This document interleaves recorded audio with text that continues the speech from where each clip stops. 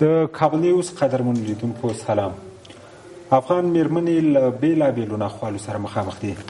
د نامنیو ترڅنګ د ښځو د حقونو د خوندیتوب لپاره د ځانګړې پالیسۍ نشتوالی، جنسیتي تبعیض، کورنۍ تاوتریخوالی په دولتي او غیر دولتي ادارو کې له ښځو سره دوه چلند او ټولنیزه نابرابري د افغان میرمنو عمده ستونزې بلل کېږي. اوس د ښځو چارو وزارت وایي چې دوی په جنګي شرایطو او اضطراري حالاتو کې د میرمنو د ساتنې لپاره نوې پالیسي جوړه کړې ده چې له عملي کېدو سره به په دې برخه کې شته ستونزې تر ډېره حل شي. د ډایالوګ په دې خپرونه کې په همدې موضوع بحث لرو. په دې بحث کې راسره د فیفا د ښځو او ځوانانو د برخې مسؤله اغلې مریم اروین بارکزی میلمه ده. په دې هیله چې تر پایه راسره اوسئ. اغلې بارکزی مننه چې په بحث کې مرسته ګډون وکړه. د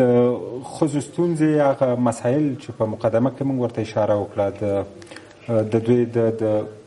لپاره د ځانګړې پالیسۍ نشتوالی، جنسیتي تبعیض او کورنۍ تاوتریخوالی او په دولتي ادارو کې دوه چلند، دا د ښځو ستونزې بلل شوي دي. د دې ترڅنګ نورې کومې ستونزې دي چې افغان میرمنې ورسره مخامخ دي؟ ډېره زیاته مننه. په پیل کې غواړم تاسو ته، ستاسو ګرانو لیدونکو ته خپل سلامونه وړاندې کړم. لکه چې تاسو یادونه وکړه، واقعا ښځې په اوسنۍ شرایطو کې د یو سلو ستونزو سره مخامخ دي متاسفانه، چې په څنګ کې چې د ښځو چارو وزارت د ستونزې شناسایي کړي، په څنګ کې یو تعداد نورې ستونزې هم شته چې باید ورته پاملرنه او کتنه وشي. امنیتي ستونزه طبیعتا چې په کل کې ټول شهروندان په نظر کې نیسي، ولې ښځینه قشر ډېر دي دونه متضرره کېږي. کلتوري او سنتي ستونزه یو د بلو هغو ستونزو نه ده چې متاسفانه ښځو په ګوټ ګوټ د افغانستان کې د سره مخامخ دي. اقتصادي ستونزه، درگیریان په خود خانوادگی، درگیریان چې په کورنۍ کې د زیاتره د کورنۍ مسئولیت لري، نشي کولای چې د باندې خپل هغه مسئولیتونه په صحیح توګه مدیریت کا. اقتصادي ستونزه یو د بلو عاملونه دي چې ښځې واقعا په هر عرصه کې د ګډون مخنیوی کړی دی. بله ډیره عمده مسله چې ده بې باوري نسبت د ښځو تواناییانو ته دی، ځکه چې موږ په یوه جامعه کې ژوند کوو، انتظارات د یوې ښځې نه ډېر دي نسبت نارینه ورته. که تاسو رهبرۍ په کچه وګورئ، همدا اوس موږ هغه تعداد خویندې چې په رهبرۍ کې دي، انتظارات د خلکو د دوی نه ډېر دي نسبت زموږ وروڼو ته. به بېلګې په توګه وزیران که موږ وګورو، کیدای شي چې یو نارینه وزیر د مدیریتي انګانه ډېرې زیاتې ستونزې ولري، ولې عمره انتظارات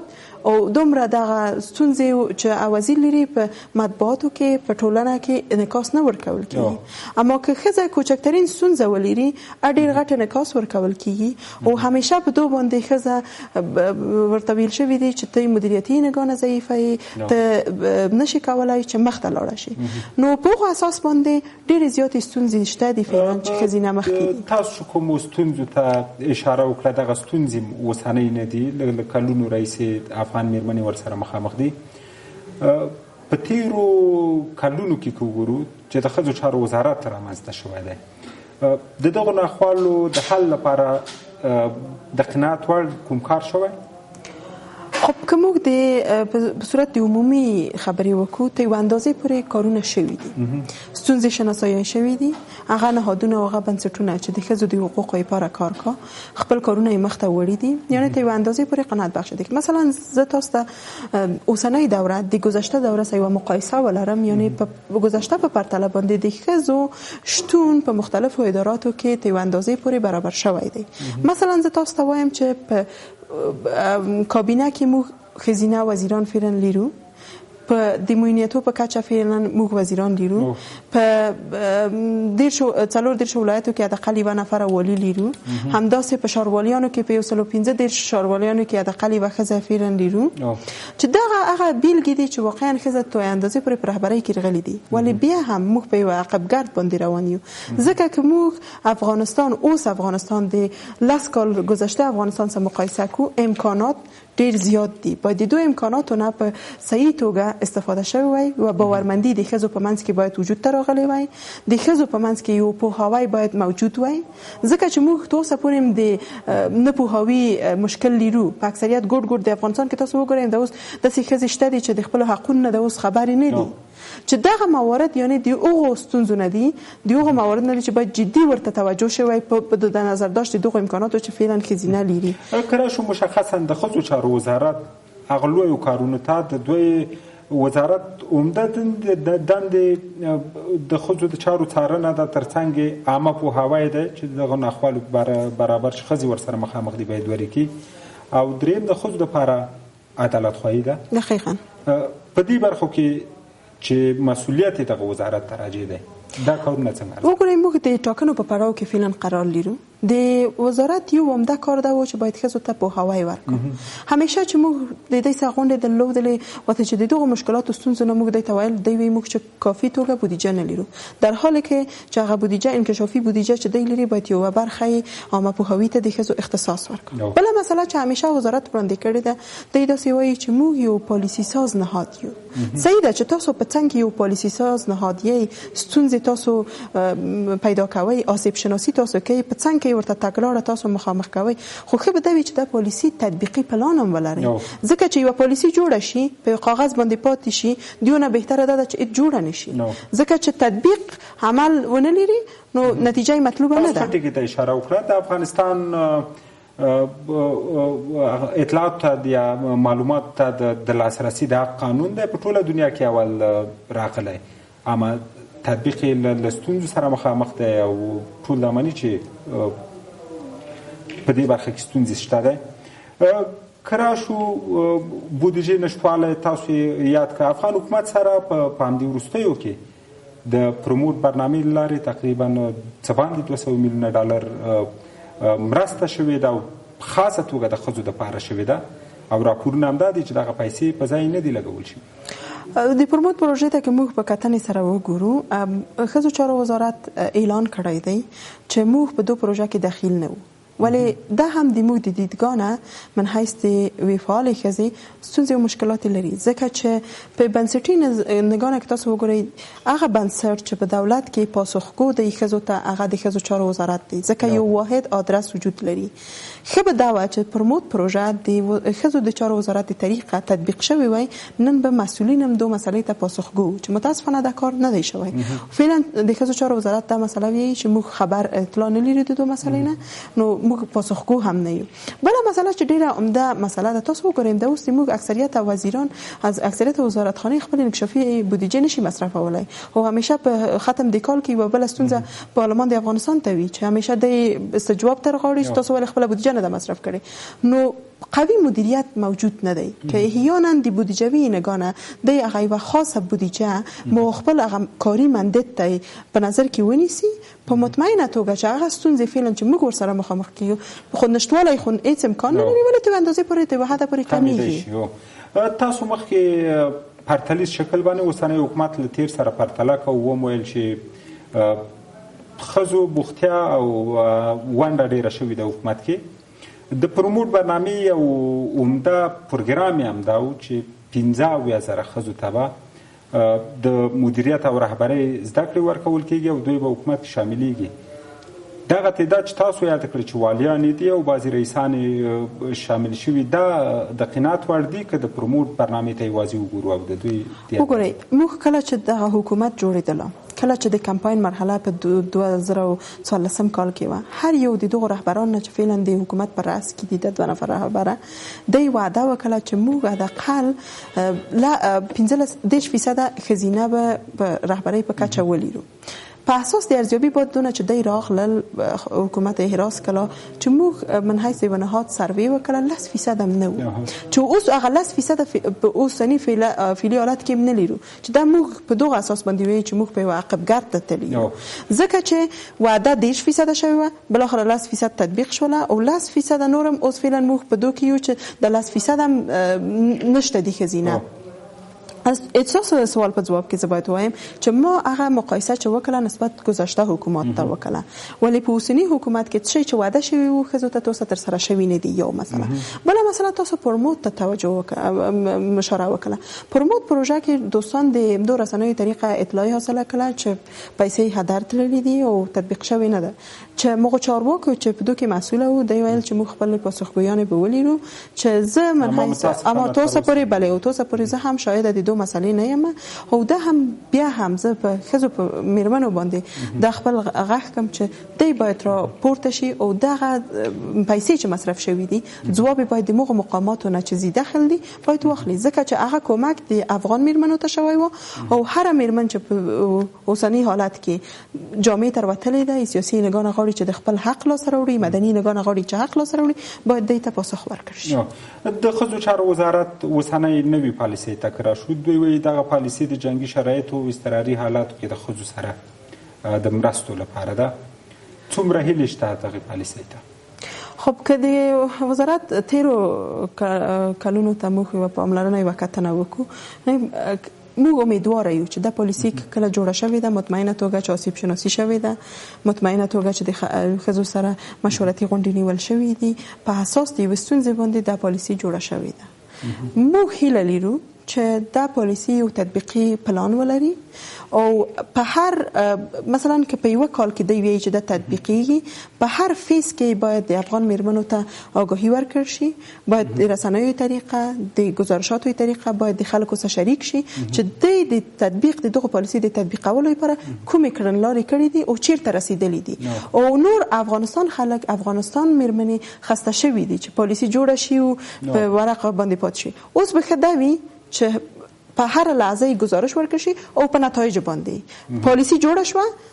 یو کال پلانای تطبیقي عمل لري بعد یو کال نه څه تغیرات راغلل د افغانستان د میرمنو په ژوند کې دا ډېر اساسي خبره ده پالیسی جوړولو ته دغه پالیسی جوړولو کې باید د ښځو د حقونو کوم مدافع بنسټونه چې دي مدني فعالان دي ښځې د دوی سلام مشورې په پام کې نیول کېږي متاسفانه په دغه پالیسي کې چې د جوړه کړې ده فعلا موږ د هغه کله چې غوښتل چې د په غونډه کې شریک کا په هغه کې موږ ته دعوت کړو منحیث دی ونهاد چې موږ د ښځو سیاسي ګټون ته کار کو زه دعوت شوی نه وم په دوه جلسو کې ولی او هغه پالیسي چې د انتخاباتو په حق لوه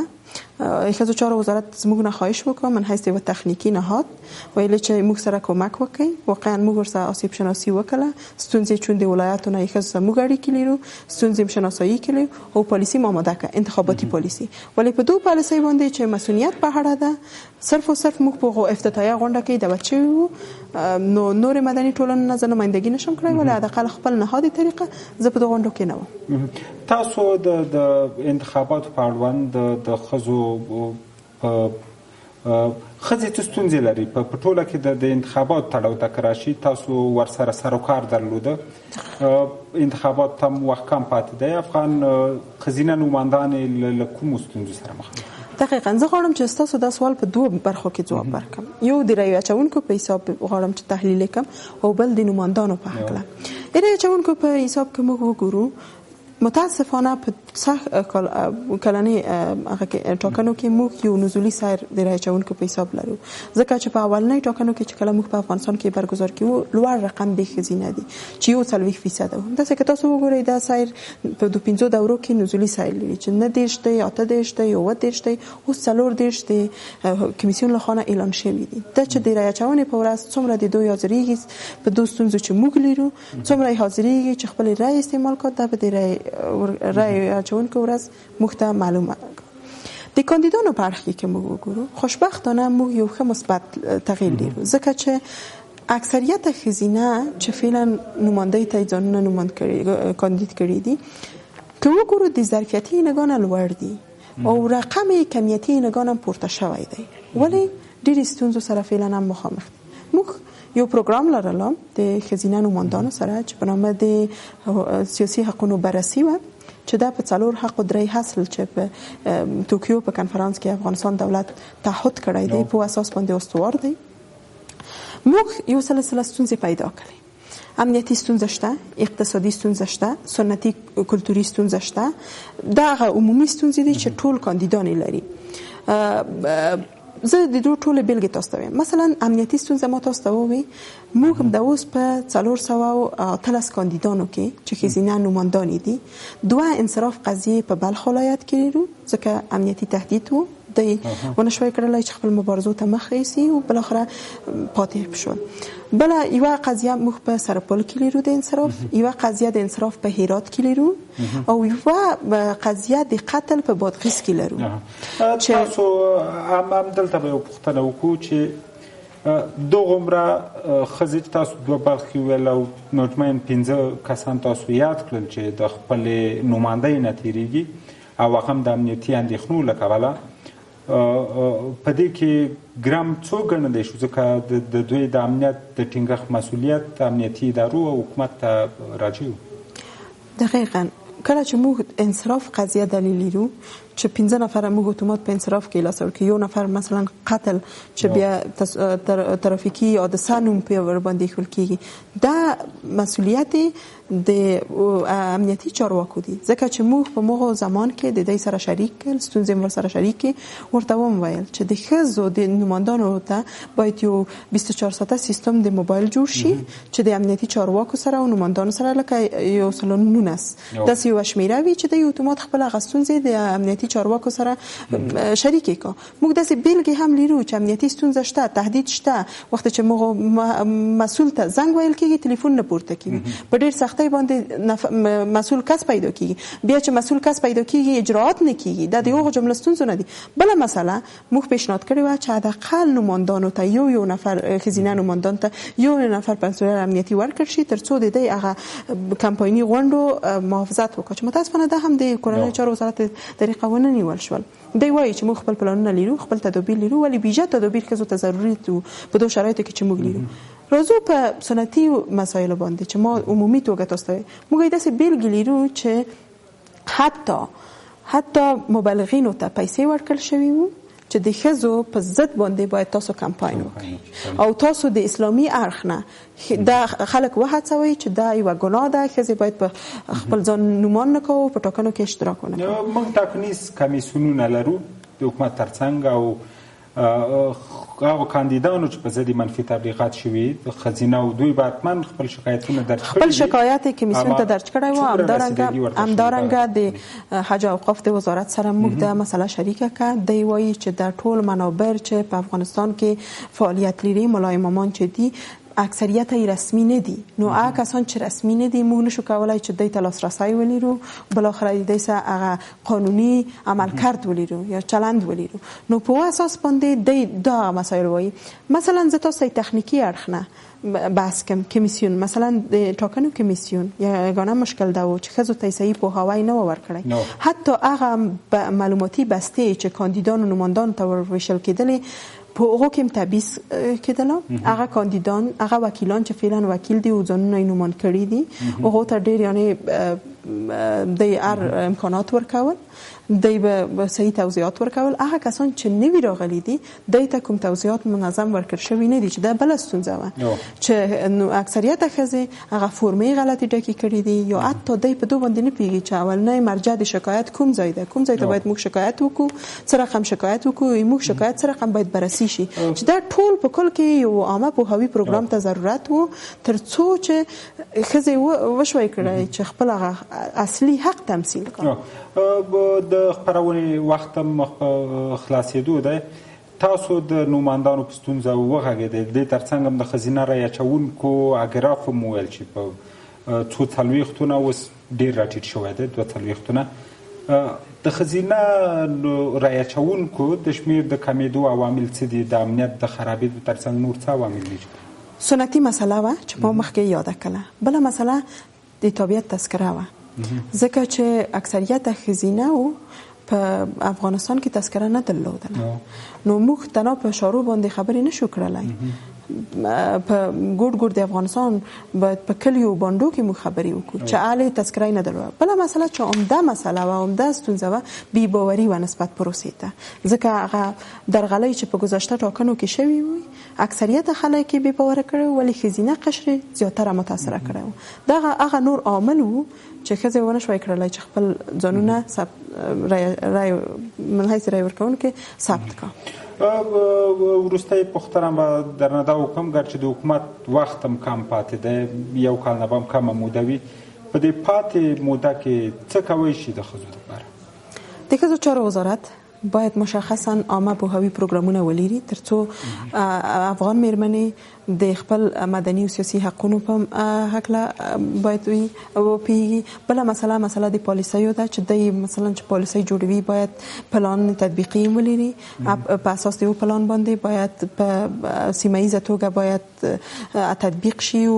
باید نتایج د افغان میرمنو سره شریک شي. همدارنګه هغه بنسټونه چې د ښځو لپاره کار کوي باید دیم په یوه هماهنګۍ توګه منسجم شي او ښځو ته برنامې جوړې کړي چې بالاخره هغه نتیجه ولري. ځکه چې که موږ همغږه نه وو، هماهنګي ونه لرو، صحیح ده چې مطلوب برنامې به جوړې کړو ولی چون د مختلفو ارګانونو به یې جوړې کړو، مختلف میکانیزمونه یې تطبیق کړو او مطلوب نتیجې ته به ونه رسېږو. مننه ډېره زیاته اغلې بارکزی. ستاسو نه مننه. قدرمنو لیدونکو له تاسو مننه چې تر دې دمه له موږ سره